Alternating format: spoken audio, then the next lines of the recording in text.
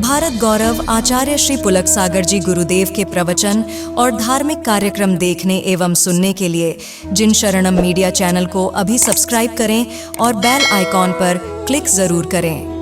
झगड़े सब जगह होते हैं, महापुरुषों के घर में भी झगड़े होते हैं, अमीरों के घर में भी झगड़े होते हैं, झगड़े हर जगह होंगे। मालूम है, जो बात को बहुत बढ़ाएगा वहां झगड़ा होगा, बात छोटी करेगा झगड़ा खत्म हो जाएगा। एक व्यक्ति मेरे पास आया, बड़ी जोर से आया, दरवाजा लगा हुआ था, एक लात मारी दरवाजे में, अंदर आ गया, नमोस्तु महाराज। अरे मैंने कहा क्यों रे, बीबी से लड़के आया क्या? बोले आप अंतर्यामी हैं क्या? मैंने कहा क्यों? तो बोले कि कैसे आपको पता चला मैं लड़के आया? मैंने कहा तूने दरवाजे को लात मारी, समझ गया कि घर से या तो पीट के आया है या पिट के आया है, तूने दरवाजे को लात मारी। बोले महाराज गलती हो गई, मुझे क्या मालूम आप अंदर बैठे। मैंने कहा आया तो तू मेरे ही पास था ना, मैं अंदर नहीं बैठूंगा तो क्या तेरी बीबी अंदर बैठी मिलेगी? तू मेरे पास आया, तूने दरवाजे को लात मारी। बोले हाँ महाराज। मैंने कहा एक काम कर, जा दरवाजे को सॉरी बोल। नहीं, बोले आपको सॉरी बोलता। मैंने कहा नहीं मुझे नहीं, दरवाजे को सॉरी बोल, दरवाजे को माफी मांग। बोले दरवाजे से माफी मांगे? आप भी कैसे महाराज है, दरवाजा कभी माफ करेगा क्या? वो तो अजीब है, वो तो पुद्गल है, वो तो लकड़ी है, दरवाजा कैसे माफ करेगा? मैंने कहा पागल, जब माफी मांगते समय सोच रहा है कि वो अजीब है, पुद्गल है, उससे क्या माफी मांगना? तो लात मारते समय भी सोचना था कि दरवाजे को क्या लात मारना, वह तो अजीब है, वह तो पुद्गल है, वह तो लकड़ी का है। उसे जब आता है ना तो पागलपन देता है, आदमी को ये होश नहीं रहता है कि क्या बोल रहा है, क्या कर रहा है। बर्तन फेंकता है, मोबाइल फेंकता है, गुस्से में आदमी ध्यान रखना। विचार है आप करो, आप क्रोध सबको आता है, बस फर्क इतना है कि आदमी बेचारा सुनता है और भीतर रखता है, और हमारी महिलाएं दोनों कान से सुनती हैं और मुंह से। कभी याद करना, तुम्हारे यहां पागल खाना है, अहमदाबाद में है या नहीं है? बोलो, पागल खाना है ना? प्रवेश भाई वहीं से आए क्या? तुम्हारे यहां पागल खाना होगा, पागल खाने में जाकर कभी देखना, महिलाएं कम पागल होती हैं, आदमी ज्यादा पागल होता है। पागलों की संख्या में लेडीज कम मिलेंगी, जेंट्स ज्यादा मिलेगा। क्यों? कि महिलाएं तो दिन भर पागल हो जाती हैं, दिन में 4 बार पागलपन आ जाता है इनको। आदमी बेचारा सहते जाता है, सहते जाता है, सहते जाता है, बोलता कुछ नहीं है, और एक दिन इतना सहते सहते हो जाता है कि घर में रहने लायक नहीं, पागल खाने के लायक हो जाया करता है। और महिलाएं तो हमारी छुटपुट बरसात दिन भर ही चला करती है, रोज लड़ाइयां होती हैं, रोज पागलपन का रूप आ जाता है। थोड़ी थोड़ी देर में एक किस्तों में पागल होती हैं, और तुम थोक के भाव पागल हुआ करते हो। इसलिए मैंने देखा कि पागलपन में, पागल खाने में आदमी पागल ज्यादा दिखाई देता है। वैसे पागल कोई बुरी बात नहीं है। मैं चल रहा था, रास्ते से आ रहा था, एक आदमी ने बोल दिया पागल जा रहा है, पागल।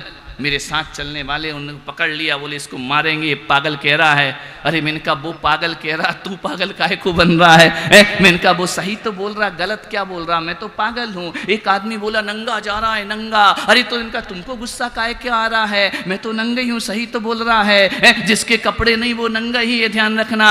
तो मैंने कहा वो पागल सही कह रहा है। बोले ऐसे कैसे सही कह रहा है? अरे मैंने कहा पागल 2 तरह के होते हैं, एक पागल वो होता है जो पापों में गला करता है, और एक पागल वो होता है जो पापों को गलाया करता है। तो मैं पुलक सागर भी पागल हूं, पापों में गलने में नहीं, पापों को पाप को जो गलाए वह पागल। ध्यान रखना, इसमें काय का बुरा मानना, ध्यान रखना।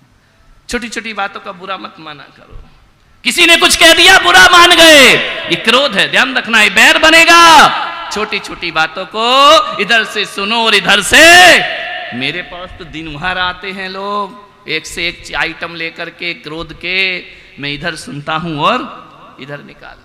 ज्यादा क्रोध को अंदर मत रखना मेरे भाई। मैं आपसे निवेदन करता हूं कि ज्यादा गुस्सा करोगे तो ब्रेन हेमरेज होगा। ध्यान रखना, साइंस कहता है, मेडिकल कहता है, ज्यादा गुस्सा करोगे तो ब्रेन हेमरेज हो जाएगा, ज्यादा मायाचारी करोगे पैरालिसिस हो जाएगा, हाथ पैर टेढ़े हो जाएंगे, ज्यादा मान करोगे तो अटैक पड़ेगा, ध्यान रखना। अकड़ के जियोगे ना तो अटैक से दुनिया से विदा हो जाओगे, और ज्यादा लोभ करोगे तो मरने से पहले कोमा में चले जाओगे, संपदा पड़ी रहेगी, तुम भी एक मुर्दे की तरह जिंदगी। ज्यादा कषाय मत करो, महावीर भगवान ने बोला है। क्रोध पर थोड़ा कंट्रोल करो, क्रोध को रोकने का विचार करिए। मान्यवर आपसे एक निवेदन है, क्रोध जब भी आता है ना, हंसी की हत्या करके आता है। इसलिए मैं आपसे हमेशा कहता हूं, हंसते रहो, मुस्कुराते रहो। ध्यान रखना, हंसने वाला आदमी कभी क्रोध नहीं करता है। हास परिहास वाले को ज्यादा गुस्सा नहीं आता है।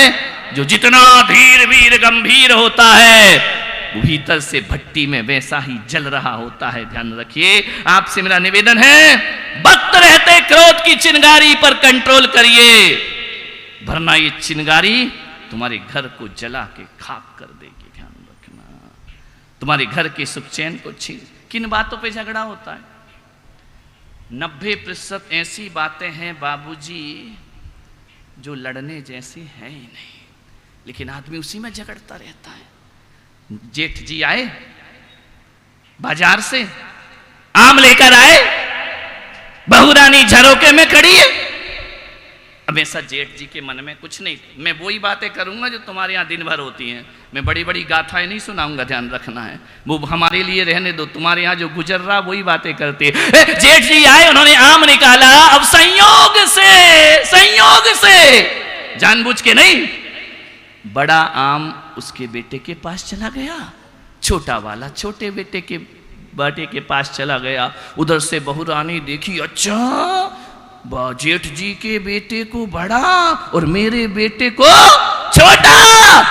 बस लड़ाई, महाभारत शुरू। इतनी सी बात पे झगड़े हो जाते, ध्यान रखना। बड़ी पार्शलिटी करते हैं, मेरे बच्चे के साथ दो व्यवहार रखा करते हैं। अरे छोटी मोटी बातों को सिर पर मत बिठाओ मेरे भाई। आपसे मेरा निवेदन है, क्रोध हमेशा जब भी आता है, क्रोध या तो भूत स्वभावी होता है, क्रोध या भविष्य का स्वभाव। वर्तमान में जियोगे कभी क्रोध नहीं आएगा। पुरानी बातें याद कर करके जीते रहते हो, लड़ते रहते हो, मन खराब करते रहते हो। तुमने मेरे से ये कहा था, तुमने मेरे से वो कहा था, तुमने वहां मेरी बेइज्जती की थी। फालतू का क्यों कचरा भर रखा? की थी हो गया, निकल गया ना मेरे भाई। गुस्सा, तुमने मुझे गाली दी थी, तुमने मेरा अपमान किया था। अरे गाली दी थी तो थी चली गई, अभी तक तुमको वो याद रखे हो, ध्यान रखना। चली गई लेकिन तुम याद रखते हो। एक बात मैं आपसे कहता हूं, पहले के जमाने में, आजकल तो चिट्ठियां बंद हो गई, क्या इंतजार रहता था पहले चिट्ठियों का। डाकिया आएगा, खबर लेकर आएगा, संदेश लेकर के आएगा। समय गया, इतने सुंदर पल हुआ करते थे, झगड़े होते थे, लड़ाई होते थे, चिट्ठी लिखते थे, और जब तक चिट्ठी 8 दिन में पहुंचती थी, यहाँ झगड़ा शांत हो जाया करता था। लेकिन अब तो SMS मोबाइल में तुरंत कर दिया जाता है, पापा इस घर में बहुत झगड़े हैं, नरक है ये घर, बाप लेने चला जाता है। महाभारत शुरू हो जाया करती है। पहले कितनी अच्छी व्यवस्थाएं थी, 15-15 दिन में चिट्ठी जाती थी, जब तक वहां झगड़ा पूरा शांत हो जाता था, शांति का प्रस्ताव पास हो जाया करता था। आजकल इस मोबाइल ने इतना बिगाड़ दिया है, जो ससुराल, जो बेटी अपने माँ बाप को हर पल मोबाइल करती है, जो बेटी अपने माँ बाप को ससुराल की एक एक खबर देती है, समझना उसका घर बिगड़ने के लिए तैयार है, विनसने के लिए तैयार है। और जो माँ बाप ज्यादा इंटरफेयर करते हैं बच्ची की ससुराल में, वो उस घर को बर्बाद कर दिया करते हैं। मैं आपसे निवेदन करना चाहता हूं कि ससुराल में कितना भी दुख हो, माँ बाप को कभी नहीं बताना, ध्यान रखना। मैं एक बुढ़िया को जानता हूं, फिरोजाबाद गया मैं, उत्तर प्रदेश में एक फिरोजाबाद है जहां पे चूड़ियां मना करती हैं। फिरोजाबाद गया मैं, फिरोजाबाद की धर्मशाला में एक बुढ़िया रहती थी। मैं अपना स्वाध्याय करता था, सामयिक करता था, वो शाम को आके मेरे पास बैठ जाया करती थी। 1 दिन बैठी, 2 दिन बैठी, मेरा स्वभाव है, मैं जल्दी से किसी से परिचय नहीं करता हूं। मुझे बोलने में 2-4 दिन लगते हैं, फिर बोल पाता हूं। लेकिन 2-4 दिन तो मुझे लगते हैं, लेकिन बोलना शुरू कर दिया तो फिर मैं बंद नहीं होता हूं। मेरा नेचर ही ऐसा है, मैं क्या करूं, ध्यान रखो। उस बुढ़िया आके बैठ गई, 3-4 दिन आई। मैंने पूछा, अम्मा कहाँ रहती हो? बोली इसी धर्मशाला में। मैंने कहा अम्मा कितने लोग हैं तुम्हारे यहाँ? कोई नहीं, मैं अकेली। 75 साल की बुढ़िया अकेली, सफेद साड़ी पहनी है। मैंने कहा अम्मा बिल्कुल अकेली? बोले हाँ महाराज। तो मैंने कहा दिन भर क्या करती हो? तो बोली पाठशाला पढ़ाती हूं। पाठशाला पढ़ाती हो? बोले हाँ। मालूम है पुराने जमाने की थी वो। मैंने कहा पूरा दिन धर्म ध्यान करती है? बोले हाँ महाराज, अब इस उम्र में क्या करूं, धर्म ध्यान करती हूं। तो मैंने कहा तुम्हारा गुजारा कैसे होता है? बोले मेरे पति की पेंशन मिलती है। मैं बहुत छोटी थी जब विधवा हो गई थी, मेरे पति की पेंशन मुझे मिलती है। मैंने कहा अम्मा कितनी मिलती है? बोले 300 रुपये महीने। विचार करिए, मैंने उस माँ से कहा 300 रुपये महीने? 300 रुपये में तो गैस का सिलेंडर नहीं भरता है, तू कैसे गुजारा करती होगी? उसने कहा महाराज यदि करना चाहो तो 300 में भी गुजारा होता है, और नहीं करना चाहो तो 3 लाख रुपए महीने मिले तो भी गुजारा नहीं हुआ करता है। ये तो हमारे ऊपर है, हमें जिंदगी कैसी गुजारना है। 3 लाख रुपए भी मिले तो भी हमारी जिंदगी नहीं चला करती है। मैं आपसे कहता हूं 10 लाख आप कमाते हैं और आपके घर का ड्राइवर 15,000 20,000 में 4 लोगों का पालन पोषण करता है, और तुम 10 लाख में 2 लोगों का पालन पोषण नहीं कर पाते हो। ये आकांक्षाएं, इच्छाएं हैं। उस बुढ़िया ने कहा कि महाराज गुजारा करना है तो 300 में भी होता है, और नहीं करना है तो 3 लाख में भी आदमी का गुजारा नहीं होता। मैंने कहा अम्मा तुम कहां तक पढ़ी लिखी हो? बोले एक भी क्लास नहीं। सोचिए उस माँ को देखो, मैं कभी स्कूल नहीं गई महाराज, स्कूल नहीं गई, फिर ये तत्वार सूत्र कैसे पढ़ाती हो? फिर ये 6 डाला कैसे पढ़ाती हो? जो स्कूल नहीं गई वो किताब पढ़ा रही है। बोले महाराज मेरे पिता ने मुझे पढ़ना तो सिखाया लेकिन लिखना नहीं सिखाया। मुझे बड़ा अजीब लगी ये बात कि हमारे यहाँ तो पढ़ने से पहले ही लिखना सिखा दिया करते हैं। मेरे पिता ने मुझे लिखना नहीं सिखाया, केवल पढ़ना सिखाया, और स्कूल इसने नहीं भेजा कि तू लिखना सीख जाएगी। अजीब है, ये तो बहुत कठिन पढ़ाई है। हम तो लिख लिख के याद किया करते थे। वो कह रही कि मुझे लिखना नहीं आता है, पेंशन लेने जाती हूं तो अंगूठा लगाना पड़ता है मुझे अपने साइन करना भी नहीं आते हैं। और पढ़ना? बोले पढ़ तो मैं सब कुछ लिखती हूं। मैंने कहा ऐसा कैसे हो सकता है? बोले महाराज मेरे पिता कुछ अलग स्वभाव के थे, उन्होंने मेरी शिक्षा घर पर दी,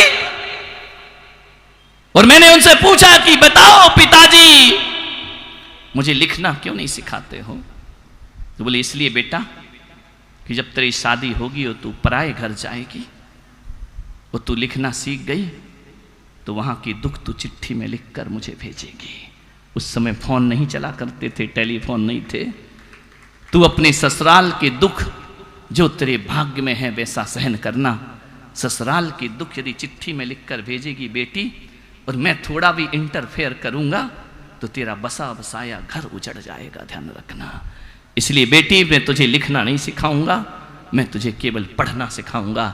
क्या सोच क्या चिंतन थे हमारे बुजुर्गों के, पूर्वजों के, कि जाओ जैसे भी ससुराल हो अपना भाग्य समझ करके स्वीकार करना। जाओ जैसे भी ससुराल हो, नरक हो उसे स्वर्ग में बदल देना। मैं तुम्हें स्वर्ग बनाने के सूत्र प्रदान करता हूं। उस लड़की से कहा घर को स्वर्ग बनाना तेरा काम। मैं कहता हूं कि घर को नरक बनाना भी महिलाओं का काम है और घर को स्वर्ग बनाना भी महिलाओं का। ये चाहे तो स्वर्ग बनाए, ये चाहे तो नरक में तब्दील कर दे। ध्यान रख, अपने घर को स्वर्ग बनाइए। मैं आज भी उस मां से प्रभावित हूं, कितने महान विचार उसके। अब है या नहीं मुझे नहीं मालूम, मैं तो 18-19 साल पहले फिरोजाबाद गया था। उस देवी में इतनी शांति और इतनी सहनशीलता मैंने देखी। हकीकत में बोलूं बुरा ना लगे तो इतनी क्षमता मैंने आरिकाओं में नहीं देखी जो उस बूढ़ी मां में इतनी क्षमता के मैंने दर्शन किए। ध्यान रखना कितनी क्षमता में जीती थी, 2 रोटी में 2 साड़ी पहना करती थी, तीसरी साड़ी समाज दे दे तो एक साड़ी निकाल दिया करती थी। जिंदगी जीना है, जीने के तरीके अलग है। घर में किस बात के झगड़े हैं? पैसों को लेके झगड़े, सामान को लेके झगड़े, मकान को लेके झगड़े हैं। अरे मेरे भाई, ये दौलत आज है कल ना रहेगी। संबंध तो हमारी जिंदगी भर काम आया करते हैं, रिश्ते जिंदगी भर काम आया करते। कभी सोचा करो, विचार किया करो। सीता राजवधू राजकुमारी, ध्यान रखना। कहां भटकी वन वन, क्या साधन था उसके पास? कुछ भी नहीं था ना। कैसी रामायण पढ़ते हो, कैसे प्रथमान योग का स्वाध्याय करते हो? कुछ भी नहीं था। एक बात करिए, आपसे निवेदन है,